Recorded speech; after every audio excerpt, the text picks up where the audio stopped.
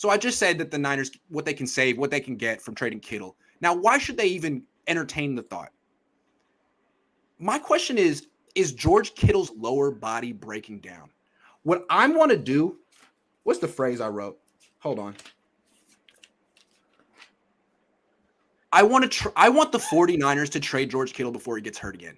And I think that's a harsh thing to say, but that's how I feel. I think he's going to get hurt again, and I want them to trade him before that happens because I feel like he's one more injury away from being like the next D Ford on the roster. And I think that's a harsh thing to hear, but look at the last 2 injuries he's had. Broken foot, calf. Both put him on IR. Both were just from running. And what's so scary about that is I look at him, and I mentioned it all throughout training camp, but what's crazy about his body type is he has skinny legs, Rob. I've always said that. He's massive. He's 250. He's got like 6% body. He's freaking jacked, but his legs aren't. If you just look at the waist down of George Kittle, he looks like a wide receiver. And in the past, he moved like one too.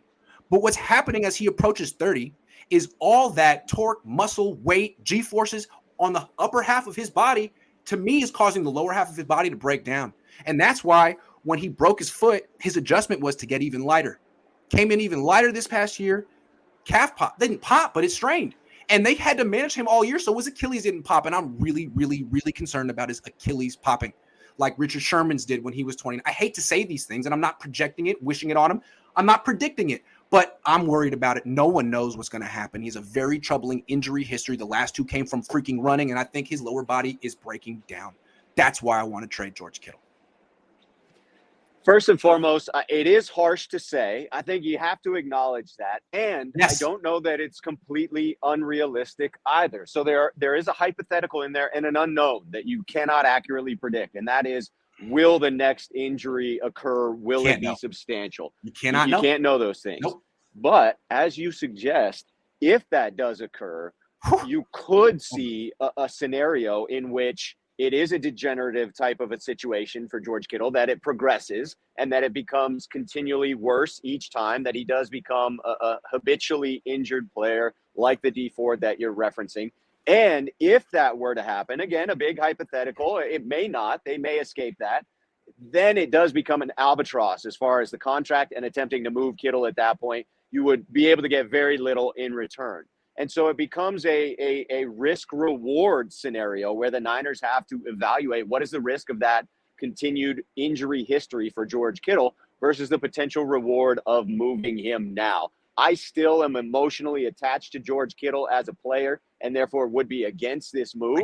But if I'm looking at it strictly from a business standpoint, if I put on my Bill Walsh cap of attempting to move a player a year too early and not a year too late, I can't laugh off this scenario. I can't say, Grant, you're being crazy. Stop throwing these wild scenarios out there, because it's not a wild scenario. It's something that has to be logically debated at this point.